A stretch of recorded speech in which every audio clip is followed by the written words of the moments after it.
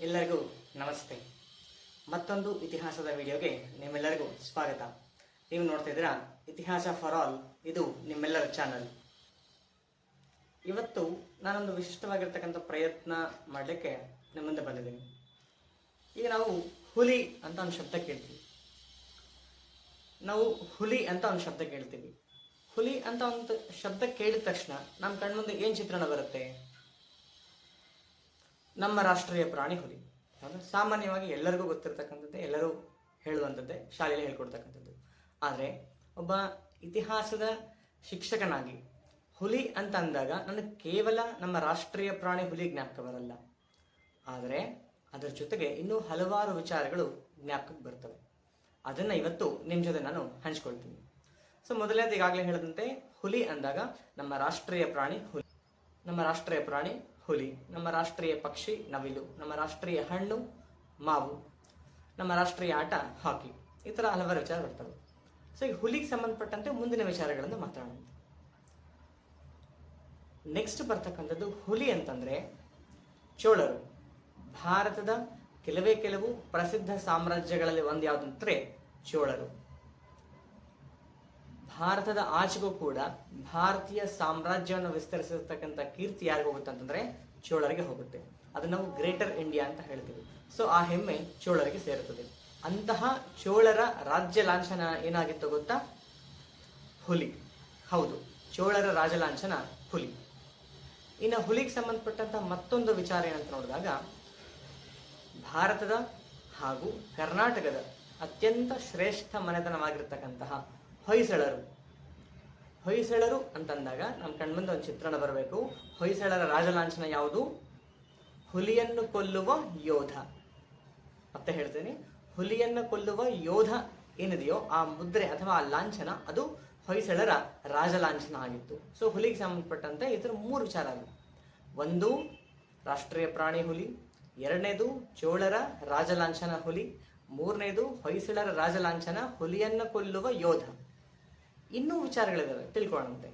So ಮುಂದುವರೆದು ನೋಡೋದಾದ್ರೆ, ಛತ್ರಪತಿ ಶಿವಾಜಿ ಮಹಾರಾಜರು ಸಾಮಾನ್ಯ ಶಕ 1659ರಲ್ಲಿ ಪ್ರತಾಪ್ಗಢದಲ್ಲಿ ಒಬ್ಬ ಸೇನಾ ದಂಡನಾಯಕನನ್ನ ಭೇಟಿಯಾಗ್ತಾರೆ. ಇವನ್ ಆ ಆಹ್ವಾನ ಆ ಕಡೆ ನಾಯಕನಿಂದ, ಬಿಜಾಪುರದ ಸುಲ್ತಾನನ ಕಡೆಯಿಂದ ಕಳಿಸಲ್ಪಟ್ಟಂತಹ ಒಬ್ಬ ಸೇನಾ ದಂಡನಾಯಕನಿಂದನೇ ಶಿವಾಜಿ ಅವರಿಗೆ ಆಹ್ವಾನ ಬಂದಿರುತ್ತೆ. ಆ ಸೇನಾ ದಂಡನಾಯಕ ಯಾರು ಅಂತ ನೋಡೋದಾದ್ರೆ ಅಫ್ಜಲ್ ಖಾನ್. ಸೊ ಬಿಜಾಪುರದ ಸುಲ್ತಾನನ ಕಡೆಯಿಂದ ಬಂದಿರತಕ್ಕಂಥ ದಂಡನಾಯಕ ಅಫ್ಜಲ್ ಖಾನ್. ಆತ ನಿಜ ಹೇಳ್ಬೇಕಂತಂದ್ರೆ ಶಿವಾಜಿಯನ್ನು ಕೊಲೆ ಮಾಡ್ಬೇಕಂತ ಒಂದು ಷಡ್ಯಂತ್ರ ರೂಪಿಸಿರ್ತಾನೆ. ಆದರೆ ಅದನ್ನ ಮೊದಲೇ ಅರಿತುಕೊಂಡಿದ್ದಂತಹ ಬುದ್ಧಿಜೀವಿಗಳ ಛತ್ರಪತಿ ಶಿವಾಜಿ ಮಹಾರಾಜರು ತಾವು ಎಲ್ಲಾ ಪೂರ್ವ ತಯಾರಿಯನ್ನ ಮಾಡಿಕೊಂಡು ಉಲ್ಟಾ ಆ ಅಫ್ಜಲ್ ಖಾನ್ನನ್ನೇ ಹತ್ಯೆ ಮಾಡ್ತಾರೆ. ಇದು ಬಹಳ ಪ್ರಮುಖವಾಗಿರ್ತಕ್ಕಂಥ ಘಟನೆ. ಆದ್ರೆ ಇಲ್ಲಿ ವಿಶೇಷ ಏನಂತಂದ್ರೆ, ಅಫ್ಜಲ್ ಖಾನ್ ಯಾವ ಆಯುಧದಿಂದ ಕೊಲೆ ಮಾಡಿದ್ರು ಅಂತೇಳಿ. ಅದರ ಹೆಸರು ವ್ಯಾಘ್ರನಖ ಅಥವಾ ವಾಘನಖ. ಸಿಂಪಲ್ ಆಗಿ ಹೇಳ್ಬೇಕಂತಂದ್ರೆ ಹುಲಿಯ ಉಗುರನಂತೆ ಇರುವಂತಹ ಒಂದು ಆಯುಧವನ್ನ ಬಳಸಿ ಅಂತಹ 6 ಅಡಿ 6 ಅಡಿ ಎತ್ತರದ ದೈತ್ಯ ಆಳು ಅಂತ ನಾವೇನ್ ಕರಿತೀವೋ ಅಂತಹ ಎತ್ತರದ ಅಫ್ಜಲ್ ಖಾನ್ ಅನ್ನ ಶಿವಾಜಿ ಮಹಾರಾಜರು ಕೊಲೆ ಮಾಡ್ತಾರೆ. ಸೊ ಇಲ್ಲಿರ್ತಕ್ಕಂಥ ಒಂದು ಆಯುಧದ ಹೆಸರು ವಾಘನಖ ಅಥವಾ ವ್ಯಾಘ್ರನಖ, ಅಂದ್ರೆ ಪುನಃ ಹುಲಿಗೆ ಸಂಬಂಧಪಟ್ಟಿದ್ದು. ಇನ್ನ ಮುಂದುವರೆದು ನಾವು ನೋಡೋದಾದ್ರೆ, ಮುಘಲ್ ಸಾಮ್ರಾಜ್ಯ. ಭಾರತದಲ್ಲಿ ಮುಘಲ್ ಸಾಮ್ರಾಜ್ಯದ ಸ್ಥಾಪಕ ಯಾರು ಅಂತಂದಾಗ ನಾವು ಹೇಳ್ತೀವಿ ಬಾಬರ್ ಅಂತೇಳಿ. ಆದ್ರೆ ನಮ್ಗೆಲ್ಲರಿಗೂ ಗೊತ್ತಿರಬೇಕಾದಂತ ವಿಚಾರ ಏನಂತಂದ್ರೆ, ಬಾಬರ್ ಅವನ ಬಿರುದಾಗಿತ್ತು, ಅವನ ಹೆಸರಲ್ಲ. ಅವನ ನಿಜವಾದ ಹೆಸರು ಜಾಹಿರುದ್ದೀನ್ ಮೊಹಮ್ಮದ್. ಸೊ ಜಾಹಿರುದ್ದೀನ್ ಮೊಹಮ್ಮದ್ ಅವನಿಗಿದ್ದಂತ ಬಿರುದು ಬಾಬರ್ ಅಂತೇಳಿ. ಸೊ ಈ ಬಾಬರ್ ಶಬ್ದ ತುರ್ಕಿ ಮತ್ತು ಪರ್ಷಿಯನ್ ಭಾಷೆಗಳಿಗೆ ಸಂಬಂಧಪಟ್ಟಿದ್ದು. ಆ ತುರ್ಕಿ ಮತ್ತು ಪರ್ಷಿಯನ್ ಭಾಷೆಗಳಲ್ಲಿ ಬಾಬರ್ ಅಂದ್ರೆ ಅರ್ಥ ಹುಲಿ ಅಂತ ಬರುತ್ತೆ. ಕೆಲವೊಂದು ಸಾರಿ ಪ್ಯಾಂಥರ್ ಅಥವಾ ನಾವೇನ್ ಚಿರತೆ ಅಂತೀವೋ ಆ ಥರನೂ ಬರುತ್ತೆ. ಆದ್ರೆ ಸಾಮಾನ್ಯವಾಗಿ ಹುಲಿ ಅಂತ ಕೂಡ ಅದನ್ನ ಪರಿಗಣಿಸಲಾಗುತ್ತೆ. ಸೊ ಹಾಗಾಗಿ ಬಾಬರ್ ಶಬ್ದದ ಅರ್ಥ ಅಥವಾ ಮೊಘಲ್ ಸಾಮ್ರಾಜ್ಯದ ಸ್ಥಾಪಕನ ಹೆಸರೇನಿದೆಯೋ ಬಾಬರ್ ಅಂತೇಳಿ, ಅವನ ಹೆಸರ ನಿಜವಾದ ಅರ್ಥ ಹುಲಿ ಅಂತೇಳಿ. ಇನ್ನು ನಾವು ಹುಲಿಗೆ ಸಂಬಂಧಪಟ್ಟಂತೆ ಇತಿಹಾಸದಲ್ಲಿ ಇನ್ನೇನು ಬರುತ್ತೆ ಅಂತೇಳಿ ಸ್ವಲ್ಪ ಆಸಕ್ತಿಕರವಾಗಿರ್ತಕ್ಕಂಥ ವಿಚಾರಗಳು. ಟಿಪ್ಪು ಸುಲ್ತಾನ್. ಸೊ ಟಿಪ್ಪು ಸುಲ್ತಾನ್ ಅಂದ ತಕ್ಷಣ ನಮ್ಮ ಕಣ್ಮುಂದೆ ಏನ್ ಬರುತ್ತೆ ಅಂತಂದ್ರೆ, ಮೈಸೂರಿನ ಹುಲಿ ಟಿಪ್ಪು ಸುಲ್ತಾನ್. ಟಿಪ್ಪು ಸುಲ್ತಾನ್ಗೆ ಸಂಬಂಧಪಟ್ಟಂತಹ ಪರ ಮತ್ತು ವಿರೋಧಗಳು ಏನೇ ಇದ್ರು ಕೂಡ, ವಾದಗಳಿದ್ರು ಕೂಡ, ನಾವು ಮೈಸೂರಿನ ಹುಲಿ ಅಂತೇಳಿ ಯಾರನ್ನ ಪರಿಗಣಿಸ್ತೇವೆ ಅಂದ್ರೆ ಟಿಪ್ಪು ಸುಲ್ತಾನನ್ನ ಮೈಸೂರಿನ ಹುಲಿ ಅಂತೇಳಿ ಪರಿಗಣಿಸ್ತೀವಿ. ಶೇರೆ ಮೈಸೂರು ಅಂತ ಕೆಲವೊಂದು ಹೇಳ್ತಾರೆ, ಬಟ್ ಕನ್ನಡದಲ್ಲಿ ಮೈಸೂರಿನ ಹುಲಿ ಅಂತ ಹೇಳ್ತೀವಿ. ಇನ್ನು ನೆಕ್ಸ್ಟ್ ಇನ್ನೂ ಒಂದು ವಿಚಾರ ನೋಡಿದ್ರೆ, ನಮ್ಮ ನಿಮ್ಮೆಲ್ಲರ ನೆಚ್ಚಿನ ನಾಯಕ, ರಾಷ್ಟ್ರೀಯ ಹೋರಾಟಗಾರ, ಒಂದು ರೀತಿ ಹೇಳ್ಬೇಕಂದ್ರೆ ಬಹಳ ಖುಷಿ ಆಗುತ್ತೆ ಅವ್ರ ಬಗ್ಗೆ. ಯಾಕಂದ್ರೆ ಭಾರತದ ಸ್ವಾತಂತ್ರ್ಯಕ್ಕೋಸ್ಕರ ಹೋರಾಟ ಮಾಡಿರ್ತಕ್ಕಂಥ ಬಹುತೇಕ ನಾಯಕರು ದೇಶದ ಒಳಗಿದ್ಕೊಂಡೇ ಬ್ರಿಟಿಷರನ್ನ ಓಡಿಸುವಂತಹ ಪ್ರಯತ್ನವನ್ನು ಮಾಡ್ತಾರೆ. ಅದರಲ್ಲಿ ಮಂದಗಾಮಿಗಳಿರ್ಬೋದು, ತೀವ್ರಗಾಮಿಗಳಿರ್ಬೋದು.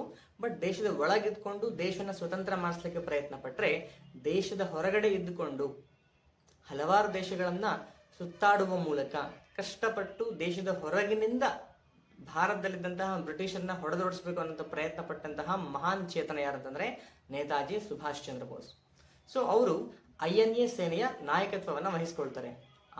ಆದರೆ ಆ INA ಸೇನೆಯ ಧ್ವಜ ಏನಿತ್ತು, ಧ್ವಜದ ಲಾಂಛನ ಏನಂತಂದ್ರೆ ಹಾರುವ ಹುಲಿ. ಸೊ ಈ ತರ ಹುಲಿಗೆ ಸಂಬಂಧಪಟ್ಟಂತ ಹಲವಾರು ವಿಚಾರಗಳನ್ನು ನಾವು ಇತಿಹಾಸದಲ್ಲಿ ನೋಡ್ತಾ ಹೋಗ್ತೀವಿ. ಇನ್ನೂ ಮುಂದುವರೆದು ಭಾರತದ ಸಾಂಸ್ಕೃತಿಕ ಇತಿಹಾಸವನ್ನು ನಾವು ಸ್ವಲ್ಪ ಪರಿಗಣಿಸೋದಾದ್ರೆ, ಅಯ್ಯಪ್ಪ ಸ್ವಾಮಿಯ ವಾಹನ ಯಾವುದಂದ್ರೆ ಹುಲಿ ಅಂತ ಹೇಳ್ತೀವಿ. ಸೊ ಹೀಗೆ ಇನ್ನು ಮುಂದೆ ಇಲ್ಲಿ ತನಕ ಹುಲಿ ಅಂದ್ರೆ ನಮ್ಮ ರಾಷ್ಟ್ರೀಯ ಪ್ರಾಣಿ ಅಥವಾ ಯಾವುದೋ ಒಂದೆರಡು ಜ್ಞಾಪಕ ಬರ್ತಾ ಇದ್ದಿರ್ಬೋದು.